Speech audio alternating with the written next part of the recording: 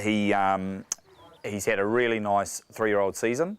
He's had 2 new stakes winners, another stakes performer, and probably what's very exciting here is obviously what his yearlings have broken in like, and if anything showing any early ability. But you know, he's rolled on, I think he's now 54 individual winners from that first crop, and statistically that I think he's at just over 50% winners to foal, so halfway through your 3-year-old crop and at that level, that is unbelievable.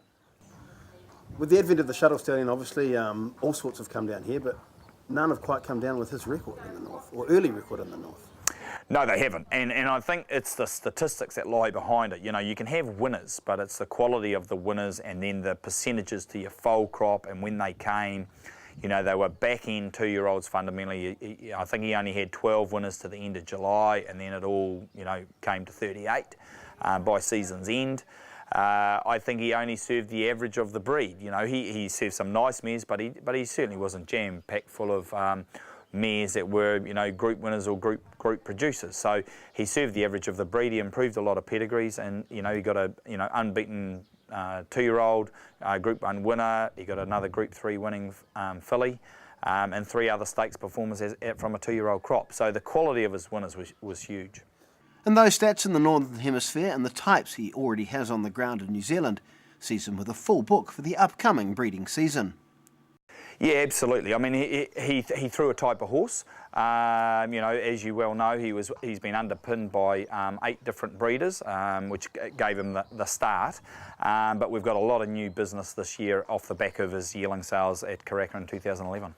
And the percentage of black type mares he will serve is a testament to his standing in New Zealand. He's got, you know, some really nice group-winning mares coming. The quality of the mares in his 4th crop will be the best crop that he will have served. It'll be anywhere between, as black type winning mares, probably 20 to 25% of that number of 120. Ifraaj is another example of how normal shuttling between hemispheres is becoming for stallions. He paraded in good order for our cameras soon after arrival in New Zealand. You must be delighted with the condition of which he paraded in today. Yeah, absolutely. Look, he's an old hat at travelling and shuttling. He's come off a big book of mares in the Northern Hemisphere off the back of that first crop of you know, 2-year-olds serving 140 mares. So yeah, he's just a you know, push button stallion. Settles in really well. He gets to see everything here, so you know, he just enjoys it. Hanui Farm have had a long established history of breeding very good horses. Where does Ifraaj rate in what you've had through the farm? Oh, in terms of a stallion, I mean, we've probably never had a horse with more potential, you know, knowing what we know now. I mean, he was a Group 2 winner. It's Ifraaj who sprinted 2.5 in front. Jeremy's making no inroads, and Ifraaj is home for all money. You know, fast finishing Group 1 second in the July Stakes, and probably if he won that race, Hanui Farm wouldn't have been standing him, but that's just the way it was.